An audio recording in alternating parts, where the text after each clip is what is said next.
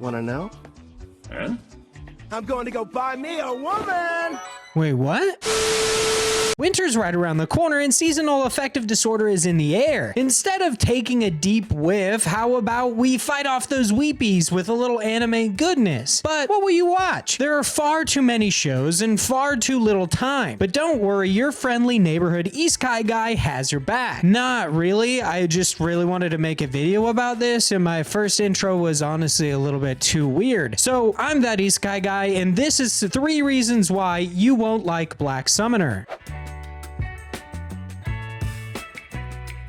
Black Summoner, written by Duofu Mayoi, I'm 100% sure I just said that wrong, but I'm just gonna keep going. Began as a web novel series back in 2014 and has since released 7 light novel volumes, a 13-issue manga, and most importantly, as it is the subject of this video, a 1-season anime composed of 12 episodes. The series follows 23-year-old Kelvin Celsius as he is reincarnated into a new world after being mistakenly killed by a god in his previous one. When he awakens in this new reality, he is greeted by the literal goddess of reincarnation herself, Malphina, who informs him of his new predicament, as well as the fact that his previous self bargained away all of his memories for more power in the form of additional skill points. Now that's kind of like a weird introduction to this video and to Black Summoner, but everyone I've seen talk about this, and they're not necessarily first impressions, but them summarizing the series is about Kelvin trying to get strong enough so that he can summon Malphina, who is his love at first sight, or his love, which I'm gonna be honest, I don't know if that's what the series turns into, but that is not at all what this show is about, and I find it so weird that so many people say it is. During my first watch through Black Summoner, I really enjoyed the fact that Kelvin had to barter away into OP skills and abilities. Instead of using his knowledge of his previous life to become overpowered like so many isekai protagonists before him. I found the idea refreshing and was looking forward to the series delving into the ramifications of that decision. Sadly, at least in the 12-episode anime, it has yet to happen, but I did begin to notice something as the episodes rolled on. Despite the fact that less than 2 minutes into the first episode, it's stated that he has no memory of his previous existence, Kelvin seems to remember quite a bit about his old world and even a bit about himself. And I'm not talking about the foreshadowing of his regrets that happens in episode 12, I'm talking about the several instances where Kelvin not only knows about objects from his previous world, but also that he was Japanese. Because we've all heard the oh so Japanese name Kelvin Celsius before, right? Let me give you a few examples. In the first episode, he refers to his previous self as a hardcore gamer, as he chose to min-max his build. In that same episode, he also states that it's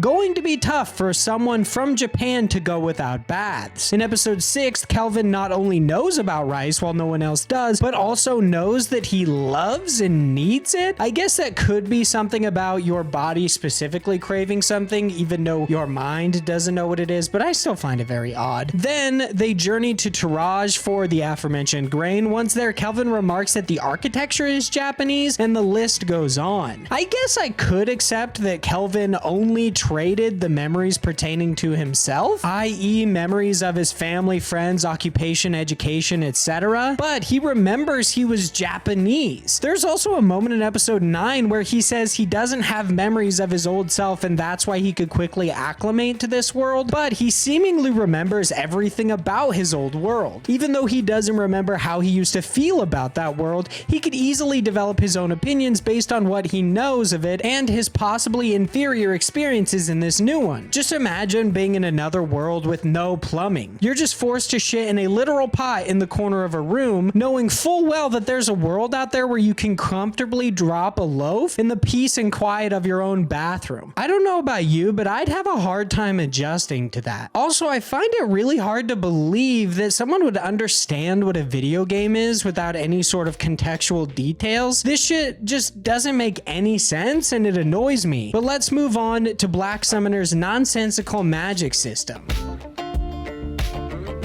From from the moment Kelvin wakes up in this new world to the moment the credits roll on episode 12, we're told basically nothing about how skills and abilities function. Sure, there are the few instances where a skill is explained, like Victor's gluttony skill allowing him to obtain the skills of those he eats, or Kelvin's appraising eye skill, which allows him to peek at the stats and abilities of all those without a high-ranking concealment skill. But these are outliers. For every one of them, there are 5 that are never touched on. For instance, Kelvin has several abilities that not only do I have no idea how he got them, but I also have literally no clue as to what they might do. Those being Fearless rank B, Military Leadership rank B, Stamina rank B, Iron Wall rank B, Boost Magic rank B. While some of these might seem self-explanatory, I dare you to tell me exactly what they'd mean in the context of this world. Is Kelvin literally fearless? Is he immune to fear-based status effects? I honestly have no fucking idea. Also, there's like military leadership. Does that mean that no one will respect him or give a shit about his opinions in a military fashion if he didn't have that skill? Swordsmanship, because he literally never pick up a sword. I'm honestly not sure as to how these skills and abilities function, and I watched all 12 episodes twice. I should know something about it, but I don't. Then there are skills that you'd think would be exclusive to their respective classes, such as green magic, white magic, and black magic. These can seemingly be obtained by everyone, no matter their class. The same can be said about martial skills like sword mastery and scythe mastery. So far, the only skills that have any sort of limitations are the unique skills like Victor's gluttony and the hero's dual wielding, but even those are nebulous as Kelvin uses Victor's remains to make the skill eater, which for all intents and purposes gives him the gluttony ability. Not to mention the fact that in episode 9, Kelvin and Mel discuss what exactly makes a hero in this world. Mel explains that a hero is someone from another world, so they're the only ones who can successfully vanquish the Demon King, to which Kelvin says that he fits the bill as he is not from this world. And do you know what she says? She tells Kelvin that you do need to give things the proper appearance. What? And Kelvin just eats this shit up like she just dropped some sort of knowledge bomb on him. It just doesn't make any sense. So you're telling me that literally everyone from another world is a hero? Then how is dual wielding a unique skill to the heroes? There are at least 7 people that fit that bill, and that's just grammatically incorrect. Now you might be thinking, where is he going with this? Vaughn, it just seems like you're throwing things together and acting like they make a cohesive argument, to which I say, that's exactly what I'm doing, because that's what Black Summoner does. It constantly feeds us ambiguous and more often than not conflicting bits of information and assumes we'll just go with it because some random character says that it's true, no matter how fucking dumb it might be. Trust me, I know that I'm a very particular person and tend to nitpick, so what makes a series intolerable to me, it just probably doesn't even faze others, but it's just so egregious. I get that many people are just turning off their brains when watching Black Summoner, but come on! I can't be the only one whose enjoyments come from this series having coherent world building. And on that same note, I can't be the only one who fails to see how a person's class in this world plays any sort of factor in their development. If you can just buy any skill you want, then what's the use of classes? Also, what's stopping somebody from just killing a summoner and making a piece of armor out of their corpse, a la Kelvin and Victor? Seriously, this shit hurts my brain, so I guess it's time to just move on to the series' greatest sin, its unearned power.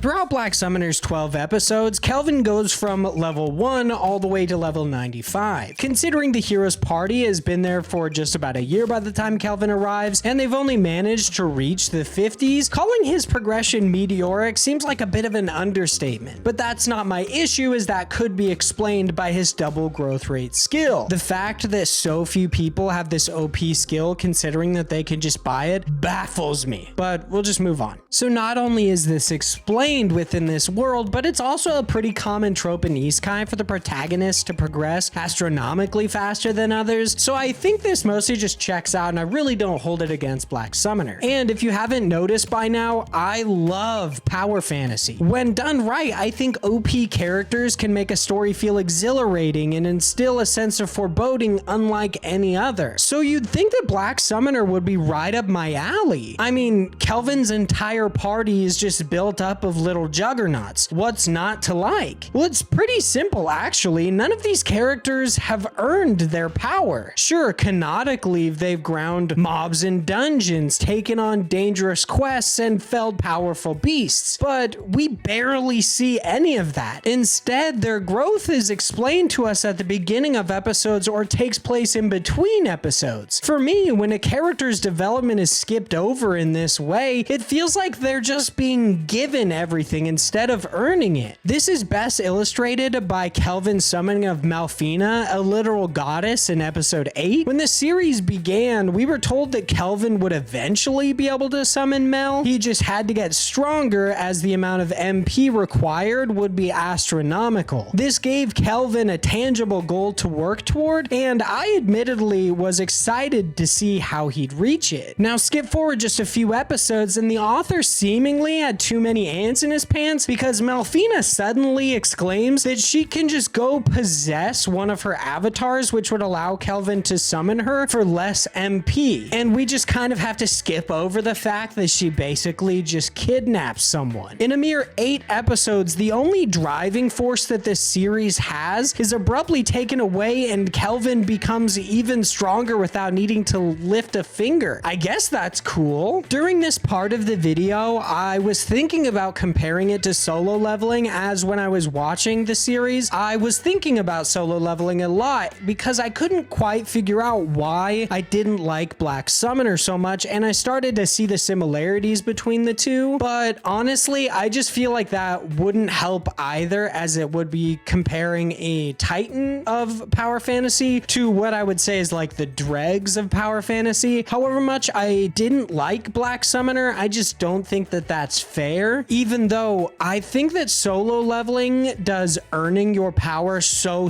well, and I'll have a video on it coming sometime down the line. I've got some beginning after the end videos I've got to do first and many others. So did you watch Black Summoner? What did you think of it? Put it in the comments down below, and while you're at it, why not like the video and subscribe for more awesome isekai content. I know this was kind of a shorter one, but until next time, I've been That Isekai Guy. Now go watch some anime.